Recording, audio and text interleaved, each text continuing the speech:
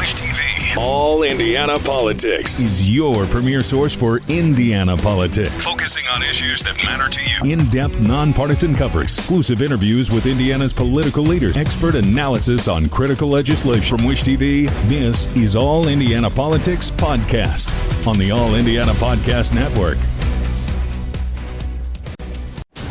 Now, from your local news source, this is All Indiana Politics.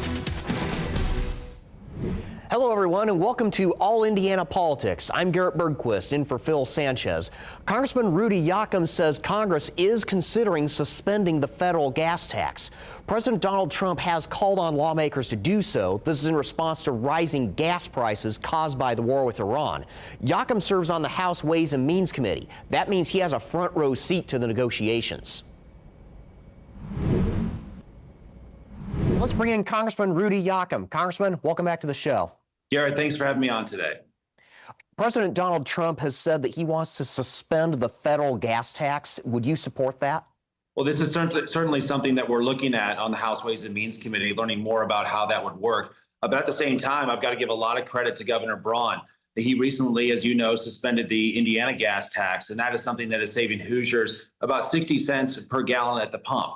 That's real money back in the pockets of working Hoosiers. I'm grateful that Governor Braun took that action. Are we in a financial position at the federal level to do this, given the budget deficit? Well, again, on the House Ways and Means Committee, which I serve on with jurisdiction over tax, we're actually having those conversations right now. We're walking through the math of what would it look like to suspend the federal gas tax, how much money is involved there, and what are the mechanisms that we would use to do so. So that's a conversation that we're actually having internally with our colleagues right now to determine the best path forward. Right now, where do you personally stand on that? Where I personally stand is that this is something that we should look at, while at the same time acknowledging and giving credit where credit is due, which is giving credit to Governor Braun for taking the action that he took, which is saving Hoosiers about 60 cents in the gallon at the pump. That's also why we want to put more money in Hoosiers' pockets. It's why we passed the working families tax cut last year. It's why we did things like no tax on tips, no tax on overtime. We did tax relief for seniors. We elevated the standard deduction and made that permanent. We enhanced the child tax credit and made that permanent. Doing all these things to put more money back in the pockets of Hoosiers, I think those are good things. Speaking of the House Ways and Means Committee, what are some of your top budget priorities for your district and for the state of Indiana this year? Well, the current priority, one of the things I'm working on right now from a budgetary perspective, and frankly for working Hoosiers, is a provision in a bill that I've introduced called the No Tax on RVs. It builds on President Trump's working families tax cut that provides for no tax on RV auto loan interest. Same thing, just like we did for no tax on cars. So that's a big one. I've also got a measure that I've introduced here in the House called the Improper Payments Transparency Act, which is to go after and fight fraud within the federal government. We know that there are hundreds of billions of dollars of fraud that takes place within the federal government. I mean, literally in the last 20 years or so, there's been over $2 trillion of fraud that's happened against the federal government. That's real money that hardworking Hoosiers have to go to work and pay in taxes. And so fighting some of these fraud measures is a huge initiative of mine. We've got legislation to do just that. I do want to briefly address the House's vote on Thursday defeating a resolution to end the war with Iran. A couple of Republicans voted with Democrats on that. Is President Trump losing support for that war in Congress? Well, President Trump had the authority to take the action that he did in that military operation under Section 2, Article 2, and Section 2 of the United States Constitution. We can never forget that Iran for 47 years has been not only terrorizing their own people, but also they've got a lot of American blood on their hands. These are not great people. I mean, these are people who have chanted relentlessly, death to America. And any country that chants death to America, they're not our friend. Congressman Rudy Yakym, thank you for joining us. Hey, thanks for having me on. I really appreciate you having me on today, the ability to have this conversation, to speak directly, not just with you, but a lot of the Hoosier State, including my constituents. I really appreciate your time today. State lawmakers say they will hold hearings on name, image, and likeness rules for high school athletes. This comes less than 2 weeks after the IHSAA approved rulers for high schoolers. One lawmaker tells me Indiana needs more comprehensive regulations to better protect those athletes. Whether we want to admit it or not, it's here. It's not going away. And the worst thing we could do is ignore it at the high school level and send our athletes into the college setting not prepared, getting access to a lot of money and not having the financial literacy to sustain that. The IHSAA board announced the new rules on May 4th. The organization calls them personal branding activities to distinguish them from college-style NIL rules. High school student athletes may not represent their school or provide athletic services. They are allowed to develop and monetize their personal brands through social media, personal appearances, and endorsements that are not related to their school athletics.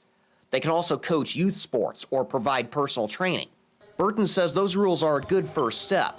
He tells me he would like hearings to, among other things, explore whether to allow schools to participate in NIL in a limited way. He says he wants lower-income schools to be on the same footing as wealthier ones. I certainly think that there needs to be parameters into what schools can bring in for NIL contracts. What has happened all across the state is the schools with resources have identified students in other school districts who may not have as much access to resources and have recruited them to play. Burton says any eventual laws governing high school NIL need to have safeguards in place to ensure academics still come first.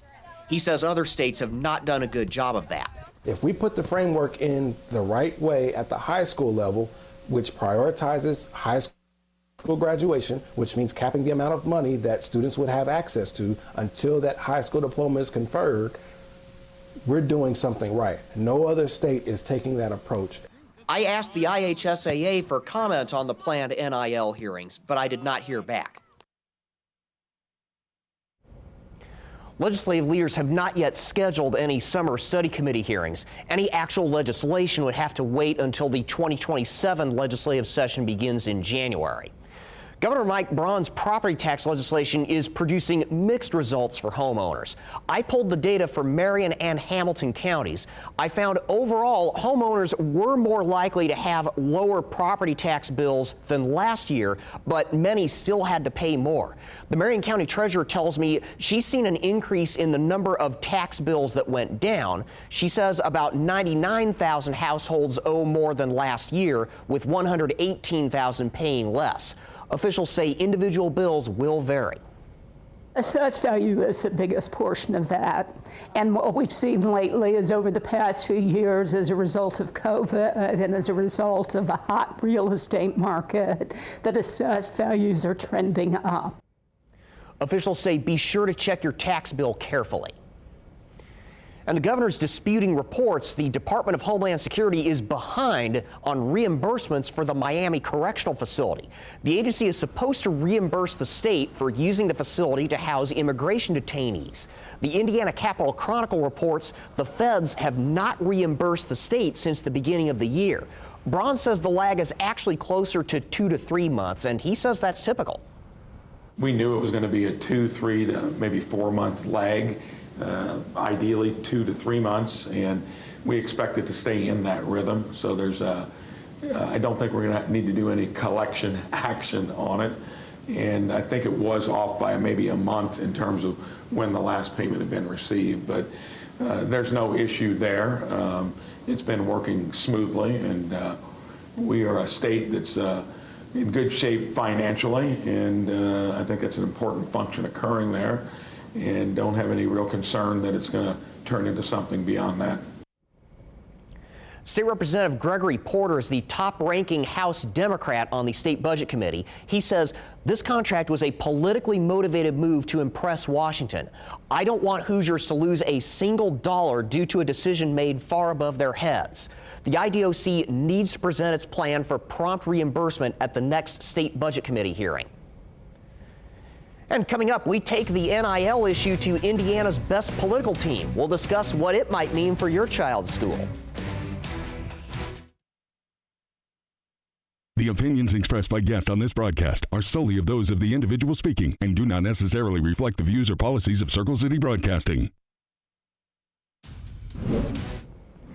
And welcome back to All Indiana Politics as we welcome in two members of Indiana's best political team, Democrat Carly Macer and Republican Whitley Yates. Welcome back to you both.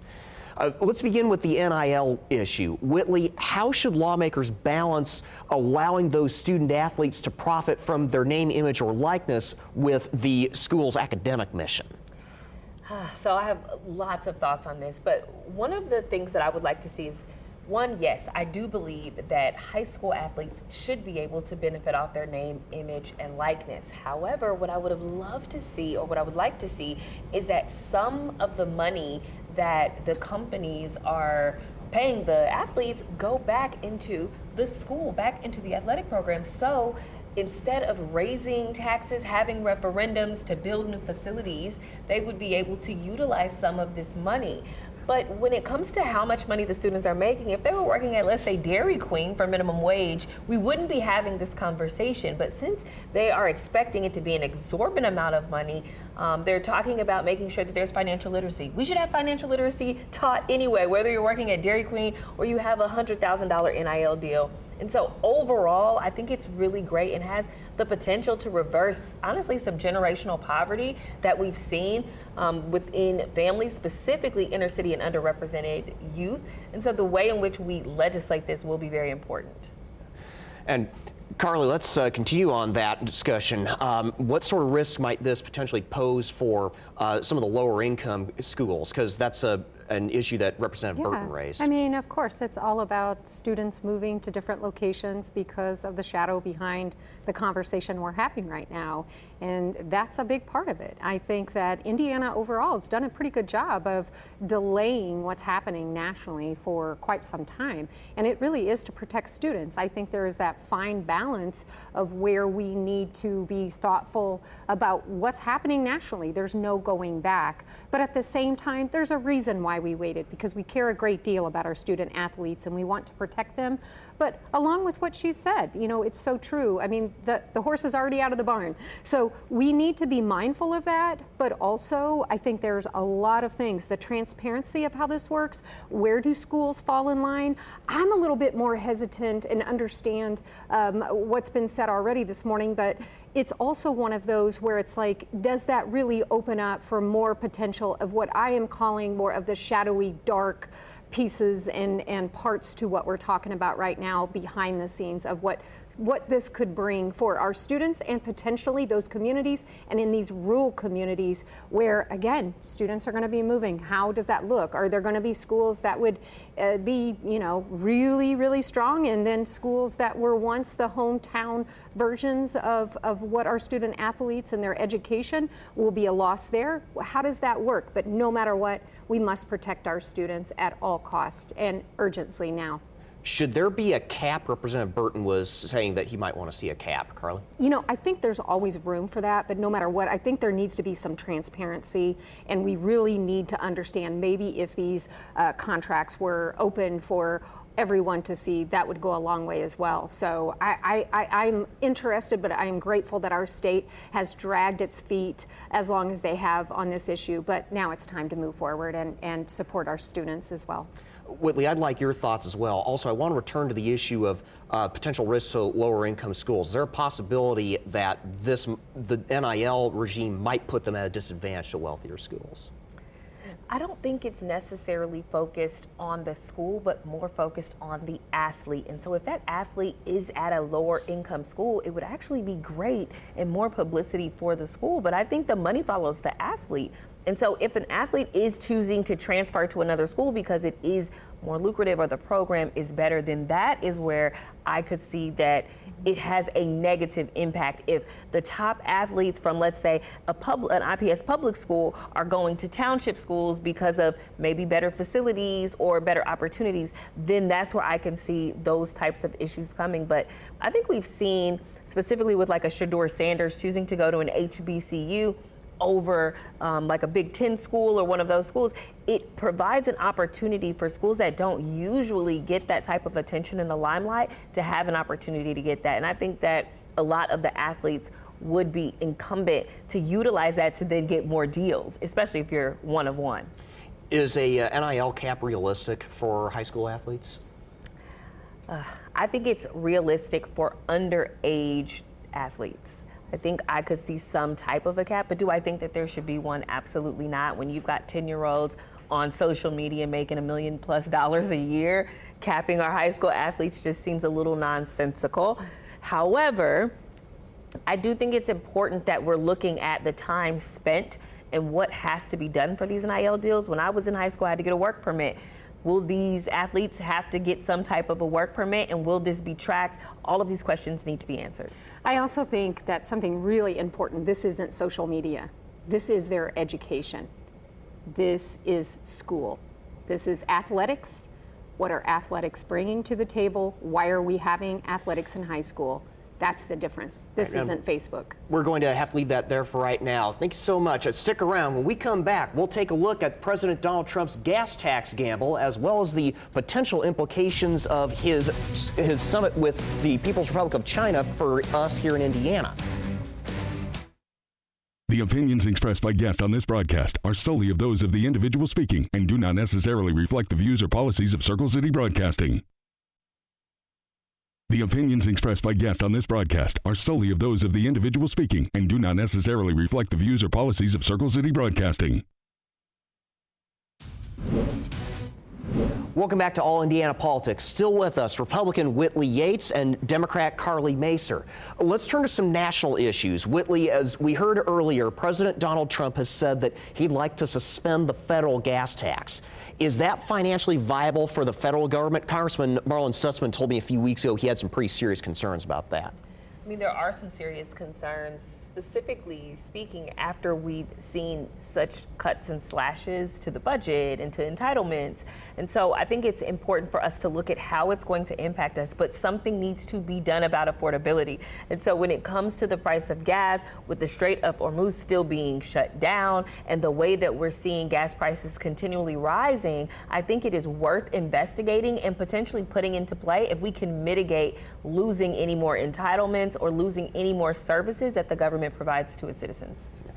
Carly, Democrats in Congress have been calling for a federal gas tax suspension for a while. How likely is it this gains traction now that the president's behind it? Well, I think it polls really well. But most importantly, I think it all comes down to Hoosiers and Americans and how it really hits their pocket. Is it really going to trickle down to them? It truly is a gamble for the president right now and for the country for several reasons. But, you know, again, is it going to be felt in the pockets of the folks at the pump? And I'm hopeful so. And I think it's an important conversation that we have, but it is a big gamble. Now, the president has wrapped up his visit with Chinese General Secretary Xi Jinping. He has already invited Xi for a follow-up summit at the White House. Carly, what are the chances this leads to some tariff relief for Indiana farmers and manufacturers? I think it's a really positive opportunity for farmers. Number one, we know that just an additional conversation can change and move the market.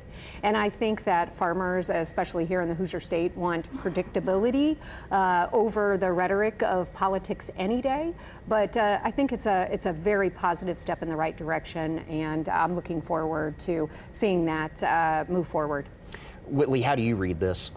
I mean, I think it's very important for all of the farmers around the country to have stability from their country, to be able to know that they're going to have customers that are buying the seed and buying the crops. And we haven't had that for quite some time. And so being able to get into an agreement that allows for them to be able to trade seed and products and crops is going to be what's best. Indiana is an agricultural state, so this would benefit us greatly. All right. Well, this is our final show before the Indianapolis 500. So we're going to close this out with 500 predictions. Whitley, who's your call? Alex Pillow. That's my call. It's a safe bet, and that's who I'm rocking with. All right. How about you, Carly? Well, I got to tell you, I love Alex too, but I'm super hometown girl, Connor Daly all the way. I am always rooting for Connor and look forward to a great race as well. Well, I correctly predicted Alex Pillow would win last year, so I guess pressure's on me. I think we'll see how qualifications turn out on throughout the weekend, but I'm going to probably go with Pillow at least at this point. I certainly can't count him out as just looking at his record this year. So Whitley and Carly, thank you both for coming in, and we will be right back. The opinions expressed by guests on this broadcast are solely of those of the individual speaking and do not necessarily reflect the views or policies of Circle City Broadcasting. Thank you for joining us for All Indiana Politics. Be sure to tune in next Sunday morning beginning at 5 a.m. for our live coverage leading up to the 110th running of the Indianapolis 500. The entire team will be there, including myself and Phil Sanchez, and we will be back here on Sunday, May 31st. Have a great rest of your weekend.